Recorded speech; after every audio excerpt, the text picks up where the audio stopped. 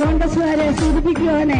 2,90,000 മെമ്പർഷിപ്പുള്ള അംഗമുള്ള പത്തനംതിട്ട ജില്ലയിലെ മഹിളാ അസോസിയേഷന്റെ നേതാക്കന്മാർക്ക് ഒരുങ്ങിയാലേ ഈ യൂത്തന്മാരെ ഞങ്ങളുടെ കൊടിയിൽ നല്ല കമ്പാണ് കൊടി കെട്ടിയിരിക്കുന്നത്.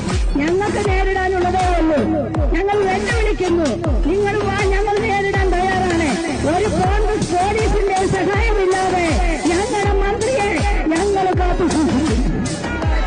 ഞങ്ങളുടെ മന്ത്രിയെ സംരക്ഷിക്കേണ്ട ഉത്തരവാദിത്വം അഖിലേന്ത്യാ ജനാധിപത്യ മഹിളാ അസോസിയേഷൻ ഏറ്റെടുത്തു. പത്തനംതിട്ട ജില്ല കഴിഞ്ഞാൽ കൊല്ലം ജില്ലയാണ്.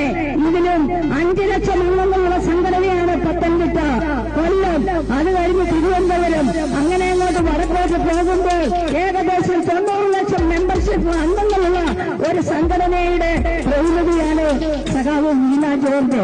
അവരെ ചൊറിയാൻ വന്നാൽ അങ്ങോട്ട് അതിലും നല്ല രീതിയിൽ മാന്താൻ ഇടതുപക്ഷ ജനാധിപത്യ മുന്നണിക്കും അതുപോലെ തന്നെ മഹിളാ അസോസിയേഷനും അതിനുള്ള കേൾപ്പുണ്ട് എന്ന് മാത്രം സൂചിപ്പിച്ചുകൊണ്ട് നിങ്ങളെ ആവാസ സമരം നിർത്തി നിങ്ങളുടെ സംഘടനാ പ്രവർത്തനങ്ങൾ നോക്കി ജീവിക്കുക എന്ന് മാത്രമാണ് കോൺഗ്രസ്